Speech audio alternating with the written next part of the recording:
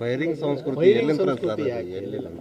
2008ರಲ್ಲಿ ಯಾವುದೋ ಒಂದು ವೈಯಕ್ತಿಕ ಕಾರಣಕ್ಕೆ 7ಕ್ಕೆ ಫೈರಿಂಗ್ ಆಗಿತ್ತು ಅನಿಲ್ ಲಾಡ್ ಅವರ ಸಮಯದಲ್ಲಿ ಇಡೀ ಬಳ್ಳಾರಿ ಎಲೆಕ್ಷನ್ ಟೈಮಲ್ಲಿ. ಸಾರಿ, ಈಗ ಯಾಕೆ ಅಂತ ಇಷ್ಟು ವರ್ಷಗಳ ಕಾಲ ಇರೋದು ಇಡೀ ಬಳ್ಳಾರಿ ಜಿಲ್ಲೆ ಬಳ್ಳಾರಿನ ಬೆಚ್ಚಿ ಬೆಳೆಸಿದೆ ಸರ್. ಒಂದೊಂದು ಟೈಮು ಇವತ್ತು ಯಾವುದೋ ಒಂದು ಮಾಹಿತಿ ಕೊರತೆನೋ ಕಮ್ಯುನಿಕೇಷನ್ ಗ್ಯಾಪೋ ಏನೋ ಅಧಿಕಾರಿಗಳ ಕೆಲವೊಂದು ವೈಫಲ್ಯನೋ ಏನೋ ಇದು ನೆಗ್ಲಿಜೆನ್ಸಿಗೆ ಇದಾಗಿರ್ತಕ್ಕಂಥ ಒಂದು ಘಟನೆ. ಈಗಾಗಲೇ ನಾನು ವಿಷಾದ ವ್ಯಕ್ತಪಡಿಸಿದ್ದೀನಿ. ಇದು ಆಗಬಾರ್ದಿತ್ತು, ಆಗಿದೆ. ಮುಂದಿನ ದಿನದಲ್ಲಿ ನಾನು ಒಬ್ಬ ಲೋಕಸಭಾ ಸದಸ್ಯನಾಗಿ ಯಾವುದೇ ಇರಲಿ, BJP ಇರಲಿ ಕಾಂಗ್ರೆಸ್ ಇರಲಿ, ಇವತ್ತು ಜನ ನೆಮ್ಮದಿಯಾಗಿ ಬದುಕಂಥದ್ದು ನಮ್ಮ ಬಳ್ಳಾರಿ ಒಳಗೆ ಆಗಬೇಕು ಕಂಪ್ಲೀಟಾಗಿ. ಜೊತೆಗೆ ಆ ಹಿಂದಿನ ಇತಿಹಾಸ ಏನು ನಮಗೆ ಒಂದು ನೆಮ್ಮದಿ ಜೀವನ ಇದೆ, ಒಂದು ಯಾವುದೇ ಕಾರಣಕ್ಕೂ ಬೈದು ವಾತಾವರಣ ಇಲ್ದಂಗೆ ಈ ನೆಮ್ಮದಿ ಅಂತಿದೆ, ಅದನ್ನು ಮಾಡ್ತಕ್ಕಂಥದ್ದು ನಾವು ಮುಂದಿನ ದಿನದಲ್ಲಿ ನಾವೆಲ್ಲ ಮಾಡ್ತೇವೆ. ಸರ್, ಈಗ ಬಳ್ಳಾರಿಯನ್ನು ರಿಪಬ್ಲಿಕ್ ಆಫ್ ಕಾಂಗ್ರೆಸ್ ಮಾಡಬೇಕಂತ ಹೊರಟಿದ್ದಾರೆ ಅಂತೇಳಿ ಜನಾರ್ದನ್ ರೆಡ್ಡಿ ಅವರು ಆರೋಪ ಮಾಡಿದ್ದಾರೆ. ನೋಡಿ, ಈಗ ಇಂಥದ್ರಾಗೆಲ್ಲ ಬೆಂಕಿಗೆ ತುಪ್ಪ ಸುರಿ ಅಂಥದ್ದೆಲ್ಲ ಮಾಡಬಾರ್ದು. ಇದು ಆಗಿದೆ ಘಟನೆ.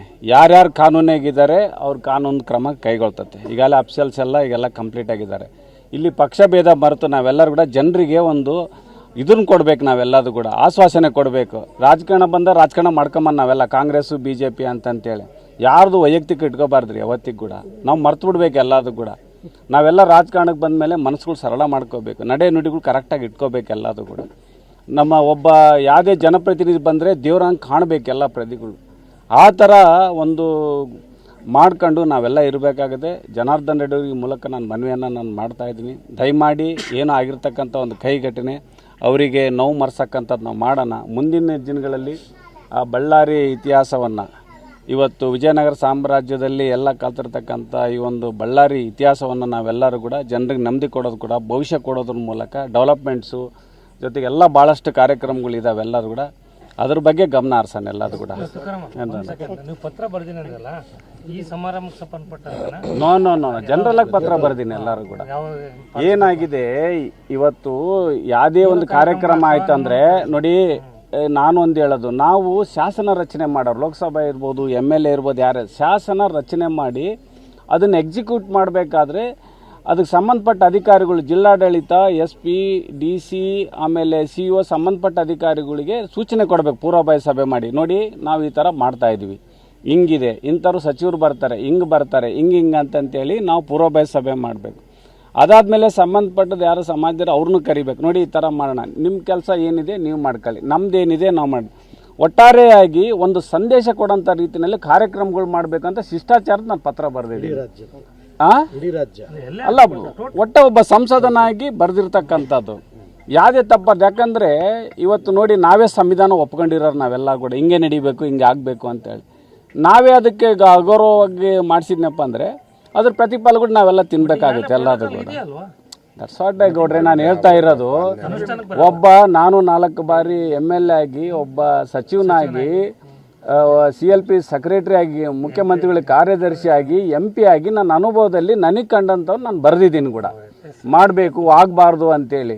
ಯಾಕಂದರೆ ಈಗ ನಮ್ಮ ಜವಾಬ್ದಾರಿ ನಾನು ನಿರ್ವಹಿಸ್ಬೇಕು, ಅದನ್ನು ನಾನು ನಿರ್ವಹಿಸಿ ಅದು ಪ್ರೋಟೋಕಾಲ್. ನಾವು ನೋಡಿ, ಗುಡ್ಡಕ್ಕಲ್ಲಿ ಹೋಗಬಾರ್ದು, ನಮ್ಮ ಸಿಸ್ಟಮಲ್ಲಿ ಹೋಗ್ಬೇಕು. ಸಿಸ್ಟಮ್ನ ಹಾಕ್ಬಿಟ್ರೆ ಸಿಸ್ಟಮ್ ಕೆಲಸ ಮಾಡ್ತಾ ಇರ್ತೈತೆ ಎಲ್ಲದು ಕೂಡ.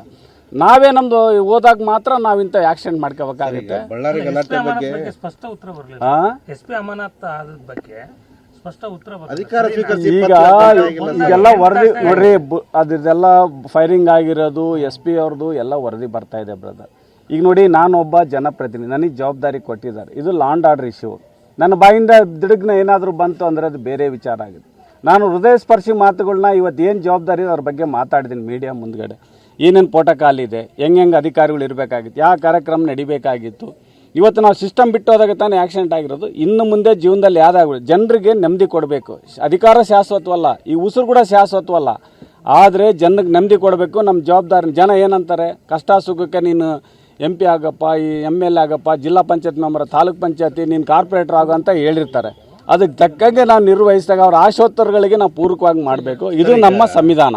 ಘಟನೆ ಬಗ್ಗೆ CM ಅವ್ರ ಜೊತೆ ಚರ್ಚೆ ಮಾಡಿದ್ರು. ಬಳ್ಳಾರಿಯಲ್ಲಿ ಗಲಾಟೆಗಳಾಗ್ತಾ ಇದಾವೆ. ಅನಧಿಕೃತ ಬ್ಯಾನರ್ಗಳಿಂದನೇ ಗಲಾಟೆ ಮಾಡ್ತಾರಲ್ಲ, ಈಗ ಕಂಟಿನ್ಯೂ ಆಗಿದೆ.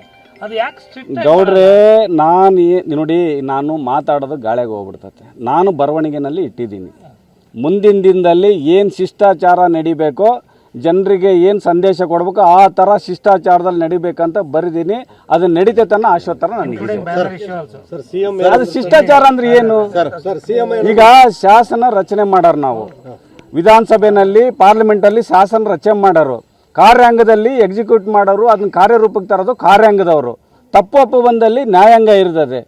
ಆದರೆ ಕಾರ್ಯಾಂಗದಲ್ಲಿ ಏನಿದೆ, ನಾವು ಕಾರ್ಯಾಂಗ ಕೊಡ್ಬೇಕು. ಅದನ್ನು ಅವ್ರು ಮಾಡ್ತಾರೆ ಕೆಲಸ, ಅದನ್ನೆಲ್ಲ ಅವ್ರು ಮಾಡಿ ಅವ್ರು ಏನು ಮಾಡ್ಬೇಕು ಮಾಡ್ತಾರೆ, ಅದನ್ನೆಲ್ಲ ಕರೆಕ್ಟಾಗಿ.